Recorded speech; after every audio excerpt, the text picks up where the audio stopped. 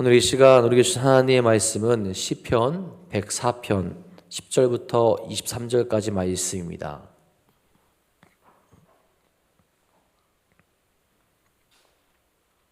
시편 104편 10절부터 23절까지 말씀입니다.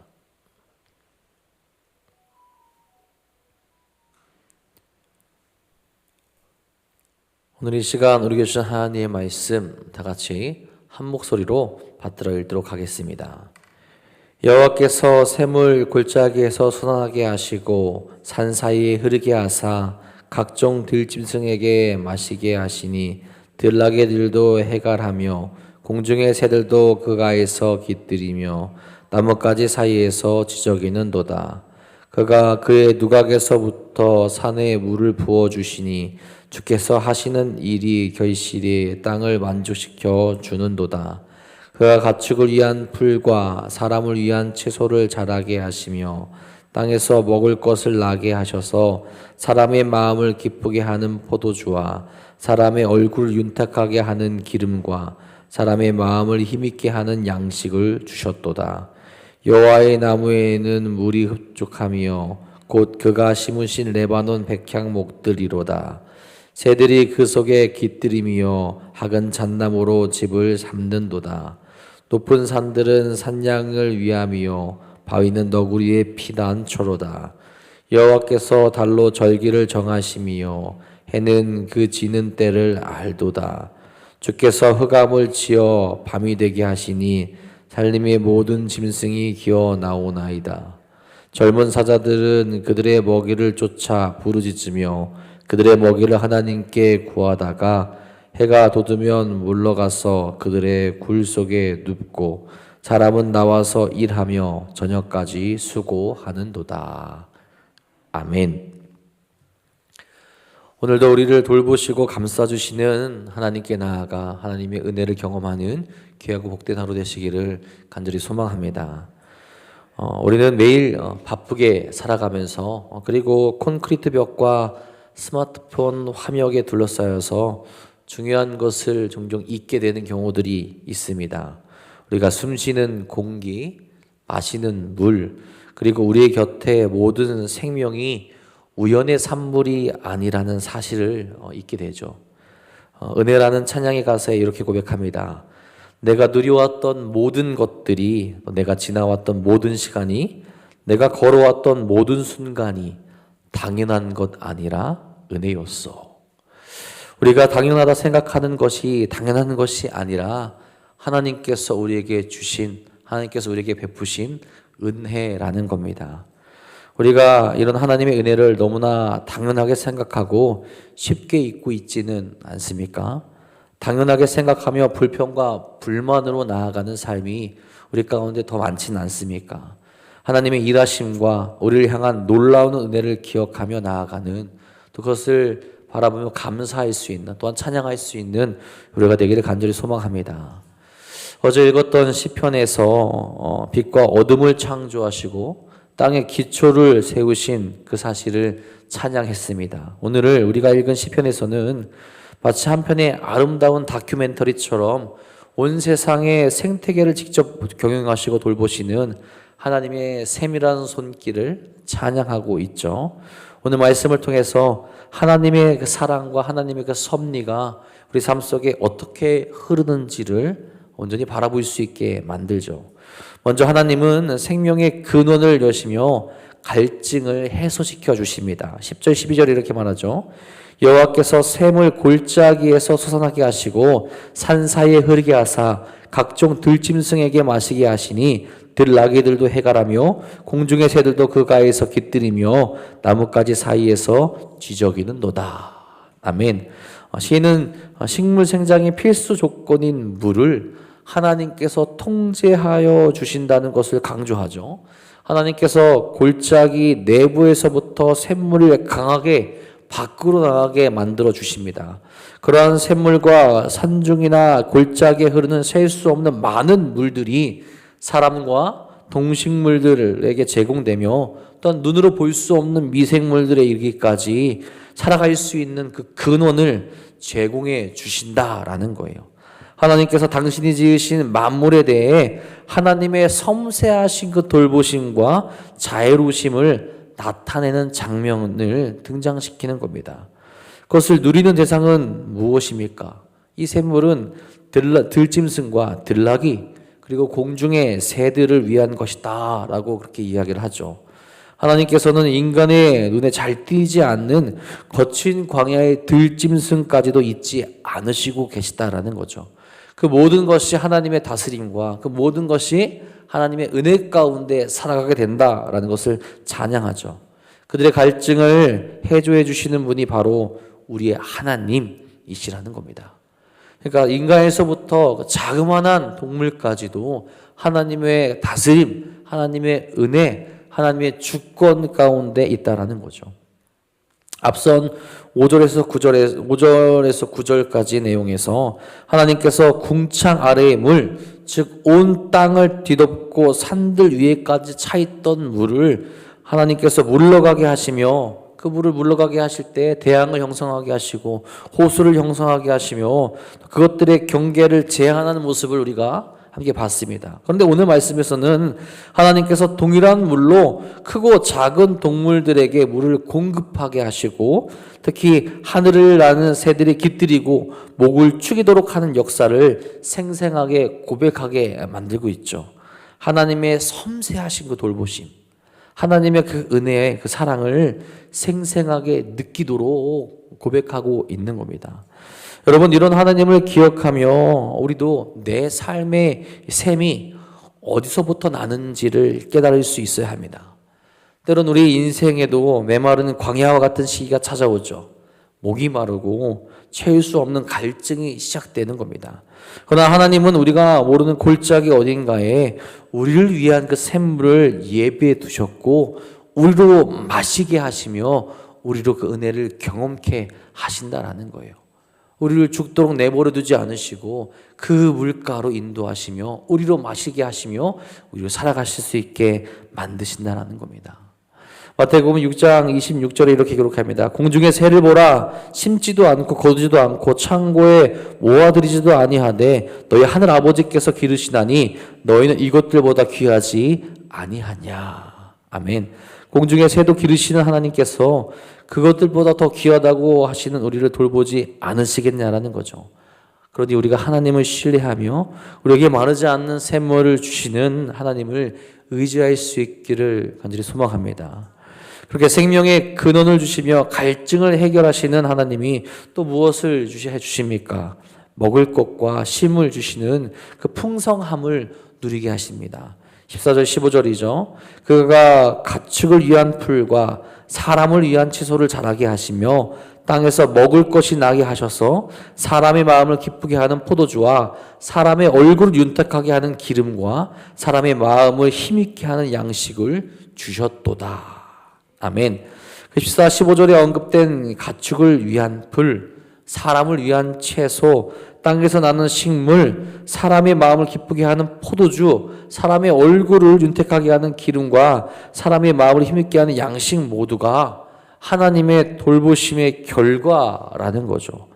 창세기의 기록에 따르면 하나님께서는 창조를 마치시고 셋째 날 창조하신 온갖 채소와 열매 맺는 나무, 풀을 사람과 동물을 위한 식물로 주셨다라고 기록합니다. 하나님께서 사람과 짐승의 기본적인 필요를 공급하시며 충족시켜주고 계시다라는 거예요. 그런데 그런 기본적인 것들만 주신 것이 아니라 사람의 삶의 질을 풍요롭게 만들어주는 것 또한 가질 수 있도록, 누릴 수 있도록 은혜를 주셨다라는 겁니다.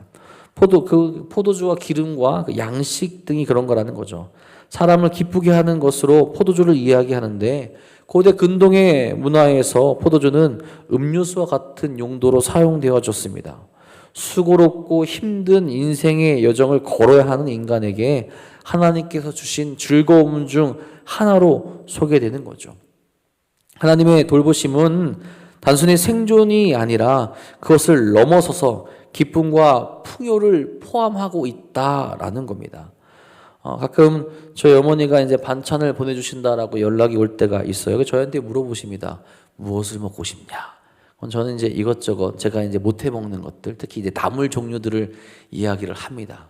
그럼 나물만 올까요? 아니죠. 더 많은 것들을 더 많이 싸셔서 보내주십니다. 여러분, 이제 어머니도 그러신데 우리 모든 것을 아시고 사랑하시는 하나님은 어떠실까요? 우리가 아는 것보다, 우리가 원하는 것보다 나의 필요를 채워주시고 더 좋은 것들로 가장 좋은 길로 인도하시는 분이 하나님이시라는 거죠. 그런 은혜를 사람에게만 행하시는 것이 아니죠. 16절 18절입니다. 여호와의 나무에는 물이 흡족하며 곧 그가 심으신 레바논 백향목들이로다. 새들이 그 속에 깃들이며 학은 잣나무로 집을 삼는도다. 높은 산들은 산양을 위하며 바위는 너구리의 피난처로다. 아멘. 여호와의 나무들이 만족합니다. 하나님께서 나무가 만족하도록 마치 시냇가에 심긴 나무처럼 물을 충분히 그리고 지속적으로 공급해 주신다라는 겁니다. 그 나무는 레바논의 백향목나무로 비유되어 말합니다. 백향목은 수명이 1000년 이상 되고 높이는 40m 이상으로 자란다고 해요. 워낙 좋은 나무여서 최고급 건축 자재로 사용되기도 합니다. 그런 나무가 잘 자라도록 하나님께서 돌보시고 하나님께서 역사하시고 있다라는 거예요. 그렇게 키운 나무로 인하여서도 누가 이득을 봅니까? 새들이 거기에서 집을 짓습니다. 나무가 지속적으로 물을 공급받아 푸르름을 유지하듯이 공중의 새들에게 지속적으로 보금자리를 공급해 주는 것이 가능해진다라는 거예요. 또한 학은 잣나무에 집을 짓는다라고 말을 하죠. 하나님께서 나무들을 잘 자라게 하셔서 작은 새들로부터 시작해서 큰 새에 이르기까지 친히 이 자연 만물을 세심하게 보호하시고 계심을 강조하며 말하고 있는 겁니다. 역시 창조의 아름다움과 조화로움을 나타내며 하나님의 창조의 섭리를 찬양하게 되는 거죠. 우리뿐만 아니라 우리 인간뿐만 아니라 우리가 누리게 되고 우리가 보게 되는 그 모든 것이 하나님의 섭리, 하나님의 이끄심, 하나님의 역사, 하나님의 주권 속에 있다라는 거죠. 여러분, 하나님은 우리에게 겨우 버틸 정도의 그 최소한의 것만을 주시는 분이 아니라는 거죠. 우리의 마음이 윤택해지고 안전하게 쉴 수 있는 초소를 마련해 주시는 분이 우리 창조주 하나님이십니다. 오늘도 내 식탁과 일터와 가정에서 누리는 작은 것들부터 모든 것을 하나님의 돌보심으로 인식하고 감사하는 마음으로 나아갈 수 있어야 한다라는 거죠. 그런 하나님은 하나님이 만드신 질서 속에서 일하시는 것임을 보게 하십니다. 낮과 밤, 시간의 질서를 통해서 하나님이 일하시는 것이고 그런 하나님을 찬양하게 된다라는 거예요. 19절에 말합니다. 여호와께서 달로 절기를 정하시며 해는 그 지는 때를 알도다. 이제 시인은 창조의 넷째 날 천체들 곧 해달별들을 창조하심으로 절기와 주야의 순환 질서를 창조하고 보존하시는 하나님을 찬양하게 되죠. 고대인들에게 있어서 쉽게 관측되는 달의 변화가 시간 측정에 있어서 용이했습니다. 하나님이 만드신 달로 인하여서 시간과 그 절기들을 깨닫게 하신다라는 거죠. 또한 해가 떠오르고 지는 것을 보면서 하루의 밤낮이나 시간을 정하는 기준으로 삼게 하셨다라는 거죠. 하나님의 창조하신 모든 것이 하나님의 창조의 목적에 따라 운행되고 그 법칙으로 말미암아 시간의 개념과 기준을 알게 하십니다. 또 그 창조의 질서 속에서 하나님의 창조물들이 살아가고 움직이게 만드시죠. 무엇 하나 우연의 삶으로 무엇 하나 허투루 만드신 것이 없다라는 겁니다. 밤에는 짐승들이 나와서 움직이게 됩니다. 밤에 밖으로 나오는 야행성 동물들도 있고 밤에 보금자리로 들어가는 동물들도 있습니다. 21절에 보면 재미있는 표현을 합니다. 젊은 사자들은 그들의 먹이를 쫓아 부르짖으며 그들의 먹이를 하나님께 구하다가, 사자들도 먹이를 구하기 위해서 하나님께 부르짖는다라는 그 표현을 하고 있어요. 이것은 맹수들까지도 하나님의 보호와 공급과 은혜 안에 살아가고 있음을 나타내고 있다는 거죠. 어느 종류의 동물이든 상관없이 하나님의 섭리와 보호 아래 그리고 그 질서 아래에서 살아가고 있다라는 겁니다. 23절에는 사람에 대해서도 말하죠. 사람은 나와서 일하며 저녁까지 수고하는도다. 인간도 하나님이 부여하신 그 시간 속에서 자신들의 삶을 살아가고 있음을 나타냅니다. 이런 하나님의 창조가 얼마나 아름답고 위엄이 있으며 얼마나 섬세하고 자애로운 것인지를 나타내고 있다는 거죠. 만약 밤낮의 구분이나 삶의 질서가 없다면 세상은 혼란 속에 빠져 있을 겁니다. 하나님은 각자에게 맞는 시간과 공간을 허락하심으로써 세상이 조화롭게 돌아갈 수 있도록 이끄시고 있다라는 거죠. 때론 우리 인생에 어두운 밤이 찾아오게 되면 두려울 것 같은 그런 때도 있습니다. 하지만 여러분, 하나님은 이 창조의 질서, 창조의 섭리를 우리에게 보여주시며 우리도 깨닫게 한다라는 거죠. 그 밤 또한, 그 어려움 또한 하나님의 질서, 하나님의 다스림 안에 놓여 있다라는 겁니다. 밤이 지나면 반드시 해가 뜨고 우리는 다시 사명을 향해 나아갈 힘과 능력을 얻게 된다라는 거죠. 또한 그 밤조차도 하나님께서 일하시며 하나님께서 함께 하시며 하나님께서 이끄시는 시간임을 깨닫게 합니다. 이 모든 것을 누가 다스리시며 누가 주관하신다는 겁니까? 하나님입니다. 오늘 본문은 하나님께서 자연 만물을 얼마나 지극정성으로 돌보시는지를 잘 보여주죠. 들짐승의 갈증을 하시고 너구리의 숨을 바위 틈을 예비하시며 새들의 둥지를 돌보시는 분이 하나님입니다. 하물며 그분의 독생자 예수 그리스도를 내어주시기까지 사랑하시는 하나님께서 우리를 또한 반드시 돌보신다라는 거예요. 밤과 낮 모든 시간 가운데 작은 것부터 큰 것까지 그 모든 것이 하나님의 은혜와 하나님의 섭리 가운데 있음을 우리로 깨닫게 한다라는 겁니다. 우리는 어떻게 하겠습니까, 여러분? 그 하나님을 신뢰하고 그 하나님을 찬양하며 그 하나님과 동행하며 나아갈 수 있어야 한다라는 겁니다. 오늘 하루 우리 곁을 스치는 바람과 따뜻한 햇살 속에서 우리를 향한 하나님의 세밀한 돌봄을 발견할 수 있기를 간절히 소망합니다. 하나님은 오늘도 졸지도 주무시지도 않고 우리의 생명을 귀하게 지켜주고 계십니다. 밤인 것 같은 그 순간조차도 하나님께서 우리의 삶을 주관하시며 우리를 이끄시며 우리를 돌보고 계시다라는 겁니다. 오늘도 그 하나님만을 찬양하며 어떤 순간에도 우리를 지키시고 우리를 다스리시는 하나님만을 신뢰하며 그 거룩한 길로 그 승리의 길로 나아가시는 우리 사랑하는 도남동교회 성도님들 되시기를 주님의 이름으로 간절히 축복하고 축원합니다. 기도하겠습니다. 하나님 감사하고 감사합니다. 우리의 삶을 돌보시며 우리를 지키시며 우리와 함께하여 주셔서 그 거룩하고 그 생명의 길로 인도하심을 진심으로 감사를 드립니다. 하나님의 은혜 가운데 하나님의 돌보심 가운데 우리가 넘어지지 아니하고 그 거룩한 길로 달려갈 수 있는 그 귀한 삶을 허락하여 주시옵소서. 또한 사랑하는 이들이 깨닫게 하여 주옵소서. 나의 작은 것부터 모든 삶 가운데 하나님의 섭리가 있고 하나님의 다스림이 있고 하나님의 은혜가 있음을 고백하게 하여 주셔서 하나님께 감사하며 하나님만 찬양할 수 있는 삶으로 인도하여 주옵소서. 그래서 그 하나님을 더욱더 의지할 수 있도록 인도하시고 하나님만을 신뢰하게 하시고 하나님께 기도하며 하나님의 손을 꼭 붙들고 이 세상 가운데 승리할 수 있는 삶으로 이끌어 주옵소서. 오늘도 그 마음을 품고 나와 기도하는 사랑하는 성도들이 있습니다. 하나님 저들의 기도와 저들의 부르짖음에 응답하여 주셔서 모든 것을 다스리시고 모든 것을 주관하시는 하나님의 그 은혜를 경험할 수 있도록 인도하여 주시옵소서. 특별히 육적으로 연약하고 힘들어하는 이들이 있습니다. 영적으로도 아버지여 상처받고 넘어진 이들이 있습니다. 그들 가운데 역사하여 주셔서 하나님의 은혜, 하나님의 다스림을 다시 한번 경험하게 하여 주시며 특별히 수술하고 회복 중에 있는 있습니다. 결과를 기다리며 주께 부르짖고 기도하오니 주님께서 그 이후의 모든 것 또한 주관하여 주셔서 하나님의 은혜를 경험할 수 있도록 인도하여 주시옵소서.